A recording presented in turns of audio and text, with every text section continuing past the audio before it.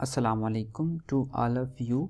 तो आज का जो हमारा डिस्कशन है वो है क्वार्टरली टेस्ट नंबर 1 की इन adsorption paper chromatography. Adsorption chromatography का मतलब है कि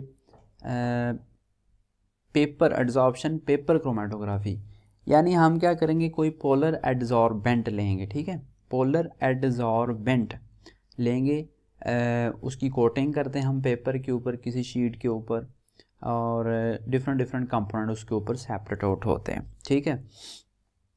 तो इसका मतलब है कि ये हमें नाउन होता है, लाइक सिलिका होता है, डिफरेंट हम कैल्शियम कार्बोनेट हो गया, मुख्तलिफ़ किस्म के हम एड्जॉर्बेंट इस्तेमाल करते हैं, और बहुत सारे के बारे में हमने अपने लेक्चर्स में बहुत सारी बातें की हैं इनके बारे में।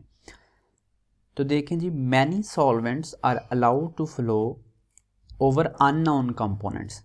अननोन कंपोनेंट नहीं होता, ये जो हम एड्जॉर्बेंट इस्तेमाल करते हैं वो नाउन मटेरियल होता है, जिसकी शीट बनाते हैं हम, एक स्लरी बना के ऊपर कोटिंग कर देते हैं, तो ये तो ऑप्शन नहीं होगा। The RF value can not be measured. देखें, RF वैल्यू इसमें हम मेजर करते हैं, तो ये ऑप्शन भी रॉन्ग हो जाता है। The filter paper is impregnated with an adsorbent, यानी जो फिल्टर पेपर है उसको हम किसी एड्जॉर्बेंट के साथ जोड़ते हैं, ठीक है। तो ये तो मीन करेक्ट ऑप्शन है कि ऐसा ही हम करते हैं, ठीक है। The operation involved in paper chromatography our choice of filter paper, that's okay, washing of filter paper, titration भी नहीं है। देखें, वॉशिंग ऑफ फिल्टर पेपर भी हम करते हैं, washing out the filter paper, जब हम अपना रिक्वायर्ड कंपोनेंट सेपरेट आउट कर रहे होते हैं, जिसको रेजोल्यूशन का नाम देते हैं, तो हम वॉशिंग भी करते हैं इसकी।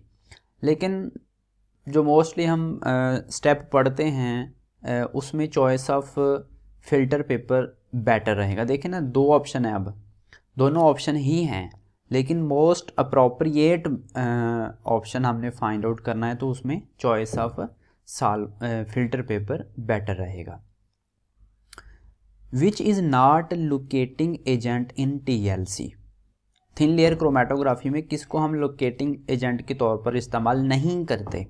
आयोडीन को हम करते हैं, सल्फ्यूरिक एसिड को भी करते हैं, सल्फ्यूरिक एसिड को किसी ऑक्सीडाइजिंग एजेंट के साथ मिक्स करके भी हम इस्तेमाल करते हैं। तो ये तीनों की तीनों करेक्ट ऑप्शन होंगे, यानी नन ऑफ दीज हमारा करेक्ट ऑप्शन होगा। अगर की में कहीं ये वाला ऑप्शन लिखा हुआ हो तो आप काइंडली उसको दुरुस्त कर लीजिएगा। नेक्स्ट है हमारे पास, the iodine is extracted from water by using extracting solvent in separating funnel in this process। देखिए, जब हम आयोडीन को एक्सट्रैक्ट कर रहे होते हैं तो हम CCl4 को एज ए एक्सट्रैक्टिंग सॉल्वेंट इस्तेमाल करते हैं, ठीक है। So option number alpha is correct option. Next है, the solvent extraction is based on one of the following phenomena. Solvent extraction किस पे बेस करती है? तो ये हमने बड़ी दफ़ा पढ़ रखा है, और ये बहुत दफ़ा पेपर में पूछा भी गया है कि distribution of solute into liquids होती है, यानी ये डिस्ट्रीब्यूशन लॉ को फॉलो करती है, ये तो जिसको हम नर्स्ट डिस्ट्रीब्यूशन लॉ का नाम देते हैं। तो उस बेस पे ये वर्क करती है सॉल्वेंट एक्सट्रैक्शन में, यानी कि जो हमारे पास सॉल्यूट होता है अपने आप को दो हिस्सों में तकसीम करता है, ठीक है, और जो वो दो हिस्से बनते हैं वो इक्वल बनते हैं irrespective of the amount of the solute added, ठीक है। तो ये नर्स्ट डिस्ट्रीब्यूशन लॉ की स्टेटमेंट है, जो कि तकरीबन हर पेपर में देखने को मिलती है, इस दफ़ा भी पूछी हुई थी। तो ना तो इसमें अब्जॉर्प्शन होती है, ना इसमें एड्जॉर्प्शन होती है, ठीक है। A separating funnel is the most suitable operators for a separating funnel को हम सिंगल बैच टाइप एक्सट्रैक्शन के लिए इस्तेमाल करते हैं। यहाँ पे ये याद रखिएगा, बहुत सारे स्टूडेंट को ना एक हम सिंपल एक्सट्रैक्शन का नाम देते हैं, सिंपल एक्सट्रैक्शन, और बैच टाइप, ये जो बैच एक्सट्रैक्शन होती है इसमें कन्फ्यूजन होती है। याद रखेंगे, बैच हो गई या सिंगल टाइप ऑफ एक्सट्रैक्शन हो गई या ये देखें ना, ये जो बैच एक्सट्रैक्शन होती है ये हम सिंगल स्टेप भी कर सकते हैं और मल्टीपल स्टेप भी कर सकते हैं, ठीक है। तो ये हमारे पास चार्ली ऑप्शन करेक्ट ऑप्शन होगा। नेक्स्ट है जी, RF value in paper chromatography is rate of flow of solute, ratio of distances, rate of elution. तो ये रेशो ऑफ डिस्टेंसेस होता है, ठीक है। हमारा कंपोनेंट और सॉल्वेंट जितना डिस्टेंस ट्रैवल करते हैं उसकी रेशो होती है RF value. The most common adsorbent in TLC, वैसे तो हम सिलुलोज भी इस्तेमाल करते हैं, सिलिका जेल भी इस्तेमाल करते हैं, ये भी इस्तेमाल करते हैं, यानी सारे के सारे इस्तेमाल करते हैं, लेकिन मोस्ट कॉमन जो है TLC में वो सिलिका जेल होता है। CO and propene are Lewis base. क्यों बेस हैं जी? CO की बात करें तो ऑक्सीजन के ऊपर भी लोन पेयर हैं और कार्बन के ऊपर भी लोन पेयर हैं।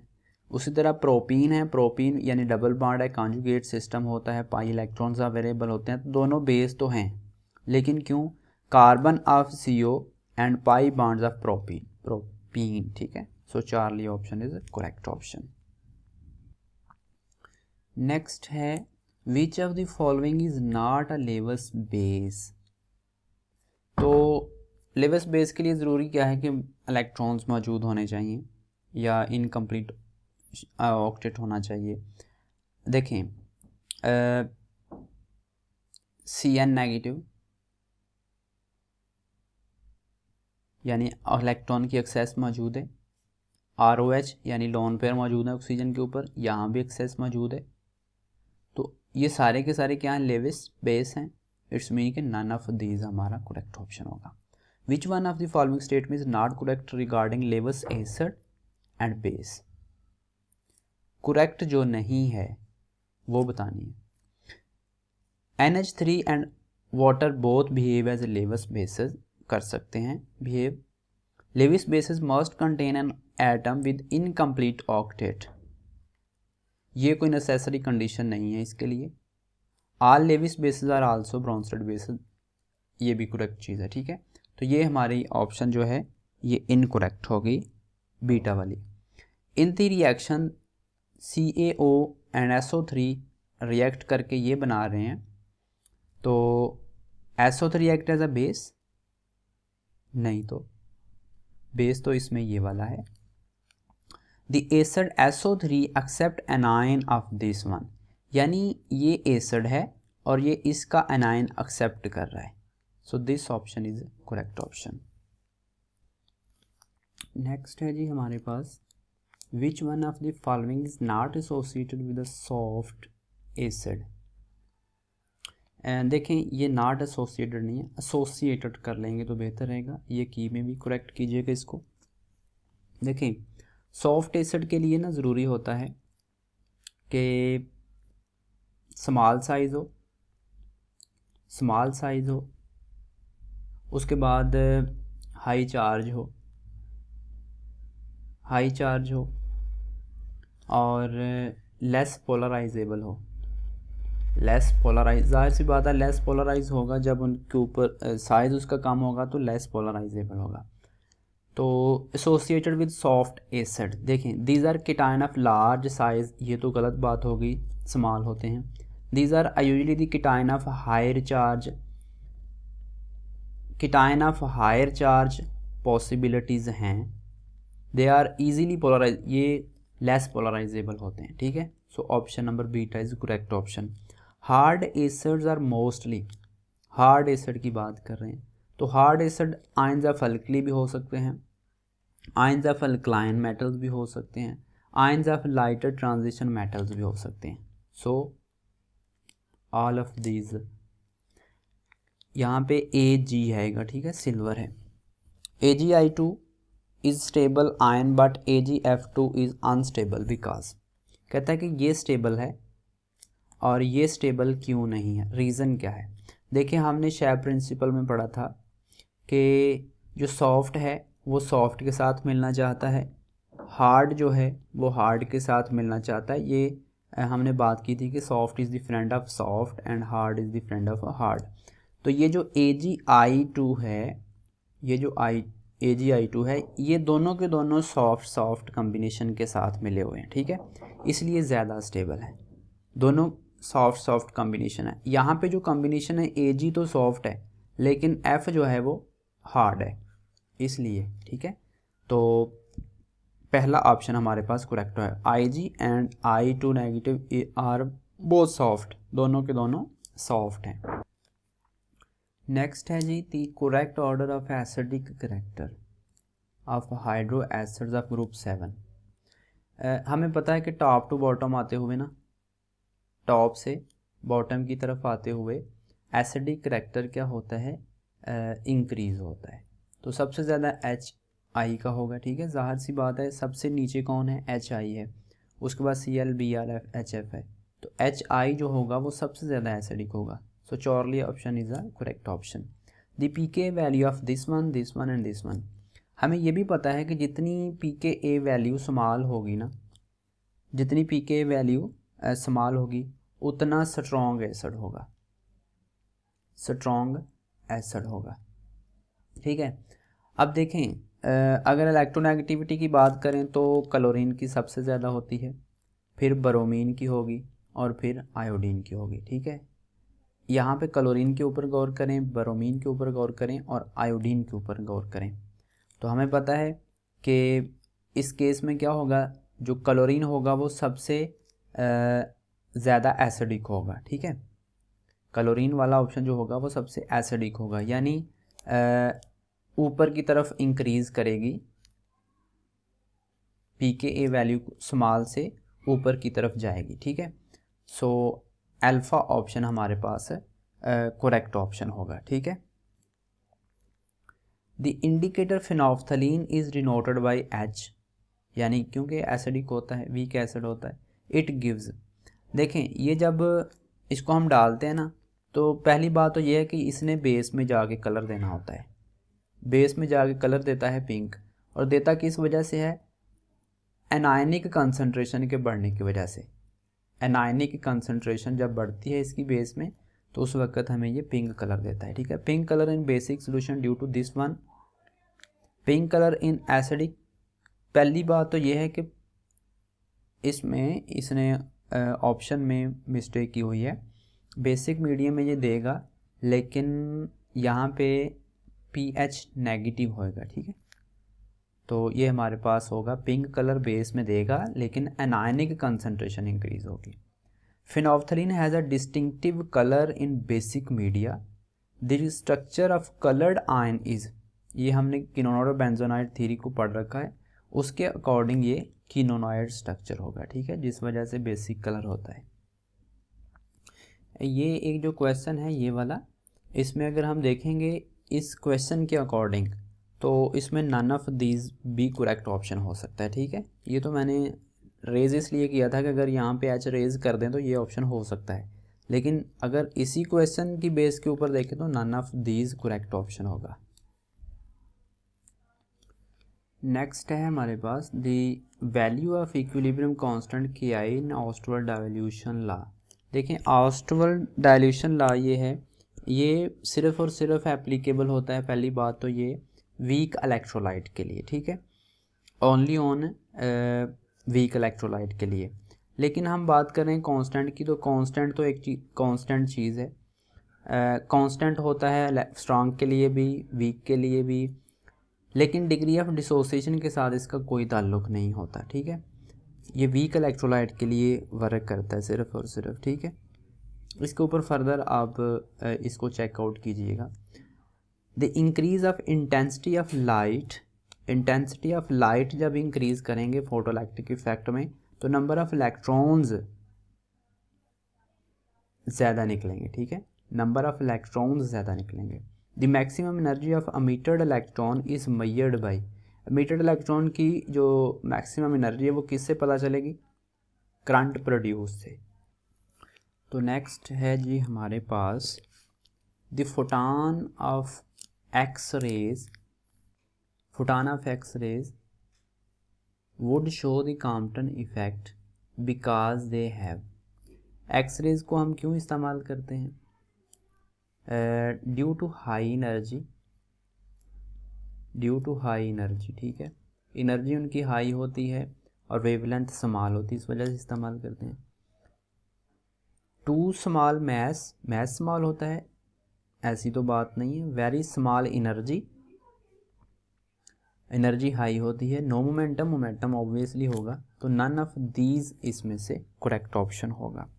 इसी तरह नेक्स्ट हमारे पास है कि according to Bohr model the angular momentum, angular momentum का फार्मूला हमारे पास होता है mvr is equal to n होता है h/2π, और उसने पूछा है fifth orbit, orbit number n यानी फिफ्थ 5h/2π, 2 से डिवाइड करेंगे तो 2.5h आ जाएगा, ठीक है, ओवर पाई। तो यहाँ से तलाश कर लें जी, ये वाला हमारा करेक्ट ऑप्शन होगा। नेक्स्ट है जी, इन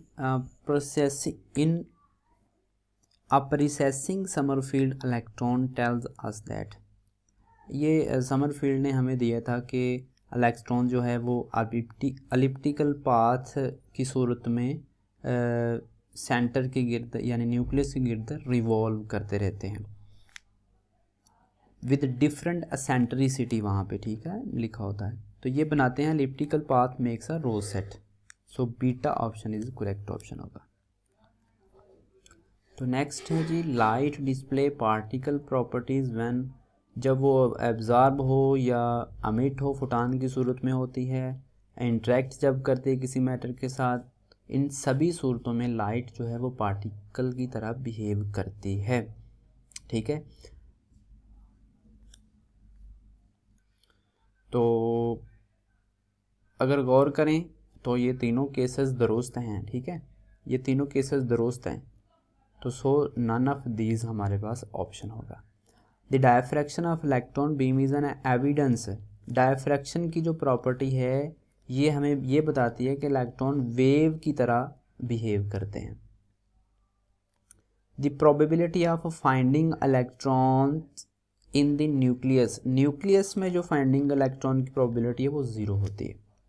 द फैक्टर E-P इन श्रोडिंगर वेव इक्वेशन इज़, ये टोटल एनर्जी होती है इलेक्ट्रॉन्स की।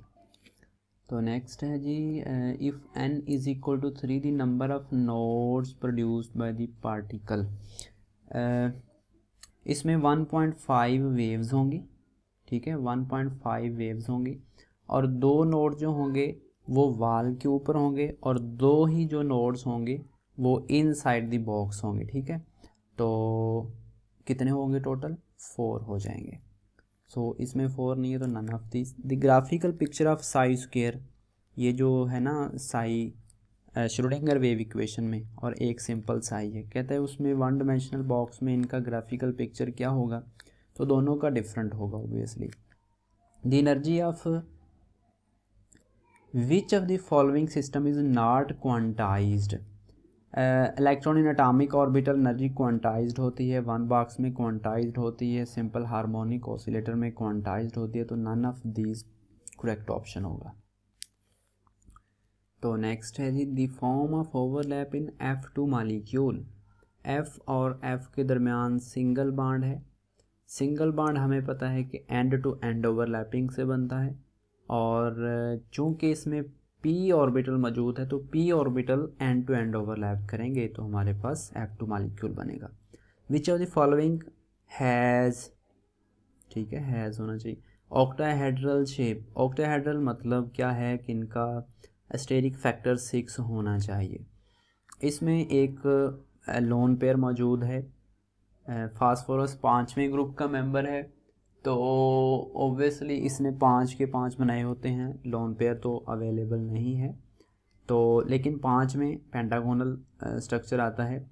SF6S छठे का मेंबर है, 6 ग्रुप बनाए हुए हैं, तो इट्स मीन ये भी ऑक्टाहेड्रल है, ये भी ऑक्टाहेड्रल है, दोनों के दोनों 6 ग्रुप के मेंबर हैं, सो नन ऑफ दीज ऑप्शन आएगा, ठीक है। ये दोनों चूँकि ऑक्टाहेड्रल हैं तो दो तो हम क्लिक नहीं कर सकते, so none of these correct option होगा। 1 lone pair and 3 bond pair किस में मौजूद होगा, देखें नाइट्रोजन के पास एक लोन पेयर और 3 इसमें हाइड्रोजन लगी हुई तो बॉन्ड पेयर है। So correct option is Charlie. Next है जी the D orbital involve sp3 dehybridization, तो इसमें dg स्केयर इन्वॉल्व होता है। The nuclei above the stability belt, जो स्टेबिलिटी बेल्ट के ऊपर न्यूक्लियाई होते हैं उनके न्यूट्रॉन टू प्रोटॉन रेशो के अकॉर्डिंग देते हैं, तो उसमें न्यूट्रॉन जो होते हैं वो ज़्यादा होते हैं और ये हमेशा बीटा एमिशन करके स्टेबिलिटी गेन करता है। नेक्स्ट है जी the energy liquidated in fission of 1 atom of uranium 235। Uranium 235 का 1 एटम हमने फिशन रिएक्शन करवाना है तो उससे 200 मेगा इलेक्ट्रॉन वोल्ट एनर्जी निकलती है। Which of the following element belong to 4n series. 4n series से लेड, अल्टीमेटली थोरियम से लेड बनेगा 208। नेक्स्ट है the process of rock dating involve the study of, हम रेडियो एक्टिविटी स्टडी करते हैं जी 238 की। तो this is all about the quarterly test